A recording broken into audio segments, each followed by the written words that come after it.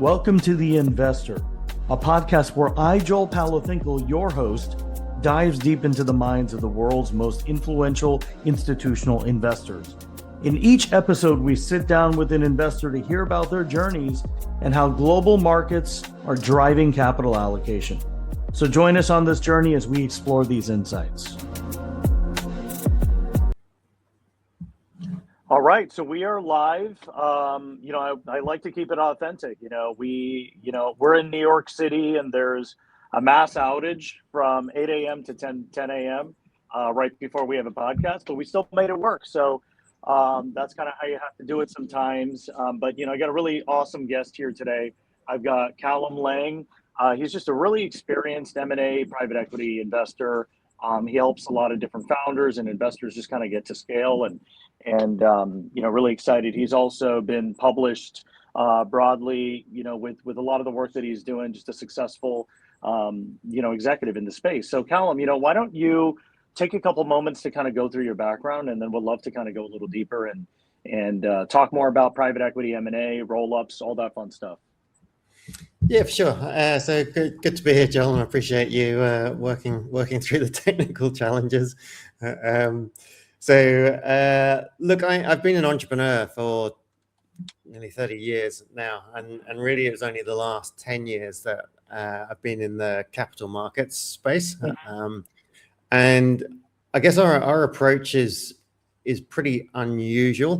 We sort of come from lots of people say they're founder friendly. We actually are founder friendly. We saw that there was a lot of, and this is just because we're founders,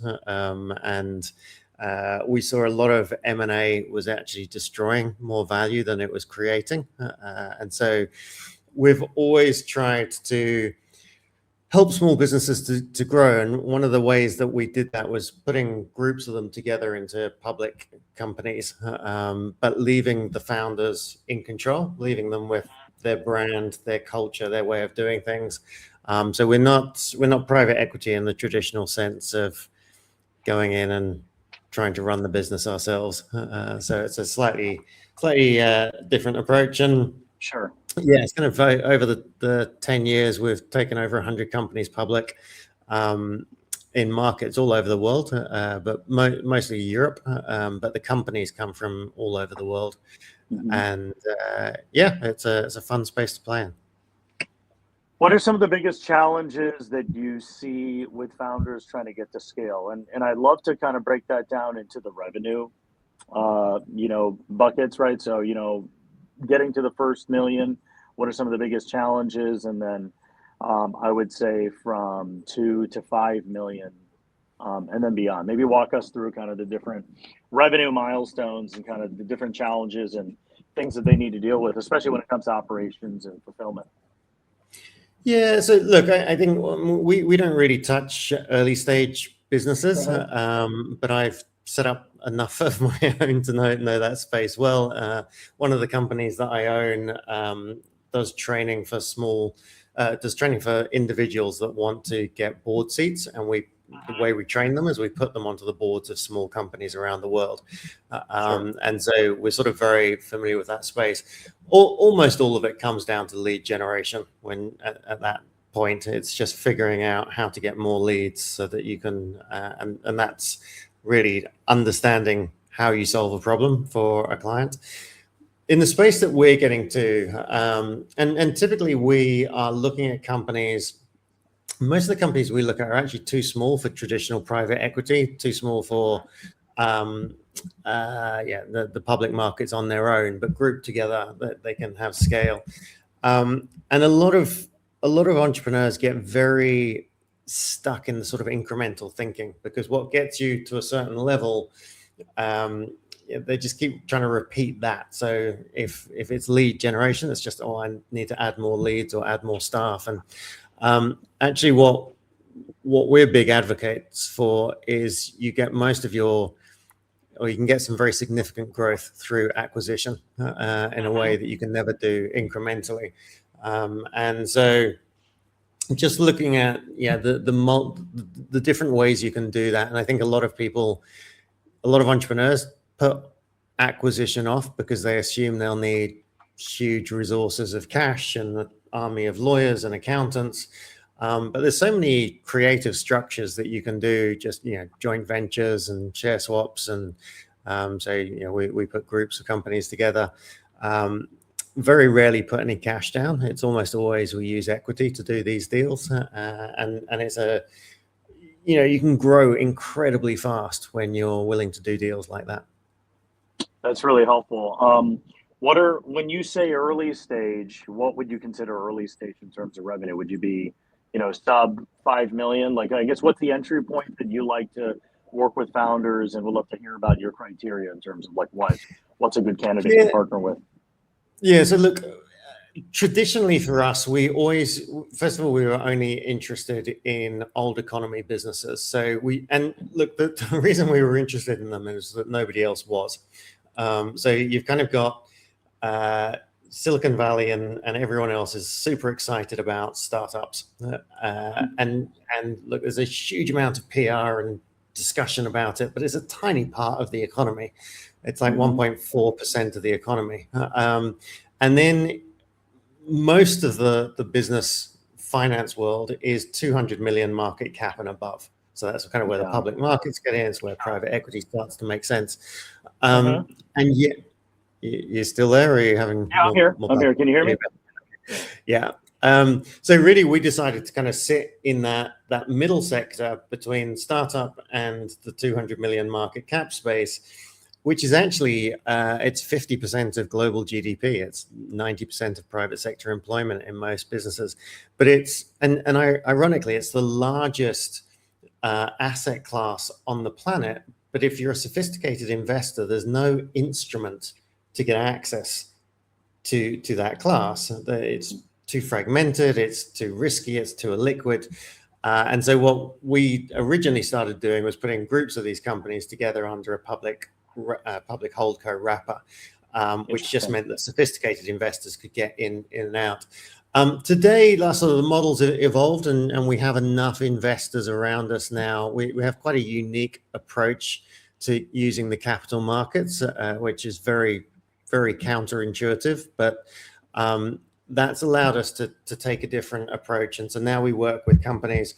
We still don't like startups, but we have worked with some pre-revenue businesses as long as they have booked revenue into the future. But the approach that we took to the public markets, and this took us a long time to understand and cost us a lot of money along the way, but I think you'll appreciate it, is we would do what everybody else did. So we would take these companies public. We would follow best practice that the investment banks tell you and investor relations tell you, which is you try and get as much liquidity into the stock as possible, because otherwise big investors can't come in because they won't do it. The problem is when you're a small cap stock, it's a really horrible place to be. You're so easy to manipulate. You're so easy to get beaten up. Have one investor takes a big chunk and sells it, and the share price can drop 30%, and then everyone panics, and it's a really horrible place to be. And so what we basically designed is this model that we call the constrained stock option. So we don't work with companies where people want to exit. We work with companies where they want to grow and scale, and everybody involved in the deal is locked up for 5 years.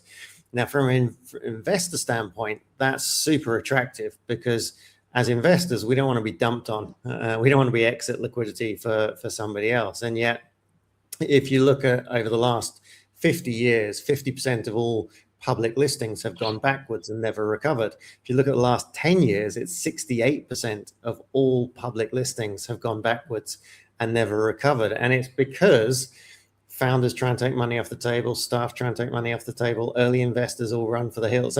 So basically, there's just this vomiting of stock into the market. And unless you're Elon Musk and can get the rules changed to absorb that, which most of us aren't, it's a really tough place to be. And your attention switches from running the business to just relentlessly trying to find new investors to prop up the stock price. So we just got rid of that whole model and said, okay, we only want to work with people that are willing to grow over 5 years and are willing to be locked up for that period.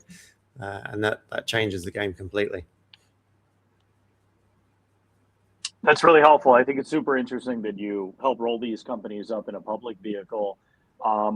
We've had the London Stock Exchange on our podcast in the past, and I have a handful of buddies that are in the process of looking to do an IPO, and they've been shopping around in different countries, right? They've been looking at in Europe, and some of them have just preferred to do it in the US for whatever reasons they have. But when you're rolling these companies up, which exchange is this going public on? Yeah, great question. So what's really interesting is entrepreneurs, we're very used to our clients being all over the world. We're very used to our suppliers being all over the world. And yet our mindset when we go public is I'm going to list on my local market. But actually markets there's all sorts of pros and cons to different markets. And I'll give you a great example. We've got a listing in the US right now. And a few months ago, we had to do a filing.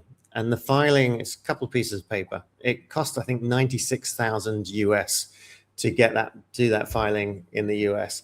That same filing in London cost about 5,000 euros. In Frankfurt, it cost about 2,000 euros. So like the US is one of the most expensive places to list, and also it's of course it's super litigious, and you're such a small player there, whereas you can list in Europe, you can grow in Europe, and you can be a kind of a bigger fish in a smaller pond, and then cross list over to the US once you reach kind of $1 billion, $2 billion. You're still a minnow over there, but at least you kind of got a bit of a war chest and can fight your battle. That's interesting. So you can have two different offerings in two markets, I guess. Or would it be more of a transfer from like? No, so basically it's a cross listing. It's very, very common. If you look at Adidas, for example, they're listed on Frankfurt, cross-listed into New York. Facebook are listed in New York, cross-listed into the UK. So it's very, very common. Interesting. It's a much, and there's some quite attractive rules in the US. So for example, one of the things that we've done in the past is list on Frankfurt, which is quite relaxed in terms of reporting. So you have to file annual numbers once a year and management numbers once a year. Whereas in the US, it's quarterly. And if you're a group of small businesses, quarterly numbers is horrible. Like it's basically you finish one quarter and you start work on the next quarter. But yet we can list them in Frankfurt. When they get big enough, cross-list it into the US, and there's a passport that you can get, which basically on certain markets allows you to remain with your home country rulings. So yeah, there's quite unique opportunities when you start looking internationally. Yeah, no, that's great. I know we got about 3 minutes left, so I got two things for you. So one thing I want advice on is just best practices for preparing for an IPO, or just some type of listing. So I know usually what you have to do is get audited. You have to kind of go through the proper, legal processes to kind of get the actual entity listed, whether it's a cross listing or just, in one geography. And then the second question I have for you, the second thing that I want from you is just one piece of advice. It could be from a mentor or a business partner or a family member. So two softballs for you. Okay. So look, in terms of listing, we've got to a point now where we have such a network of investors that like the deals that we do, that if we find a good deal, we actually cover all of the costs involved with taking the company public, and just take equity in the deal. And so that's obviously super attractive for companies. Everyone needs to be audited, but that's par for the course. And then I guess the bit of advice I would normally say is don't go public. So weirdly, after this conversation, most of the advice I give to entrepreneurs is don't go public. And the reason is that most entrepreneurs want to go public for the wrong reasons. It's either for ego or it's because they want to raise capital and get liquidity. And there's much cheaper ways to raise money than going public. And it's a horrible way to get liquidity because you're just dumping on investors, and investors don't care. I think it's a fantastic tool if you want to grow by acquisition. So the two things that really stand out is the credibility you get. So small businesses can win much bigger contracts as a public company, and using the currency of the stock to do acquisitions is super enabling for companies that want to grow. So yeah, that's the advice. It's very talk my own book, but Well, thank you so much, Callum. That was really helpful, and appreciate all that you do for the founder community and other investors. So, and have a great day to you and everybody else. Sure. Appreciate you making it work. Cheers, Joe. All right. Yep. Take care. Bye.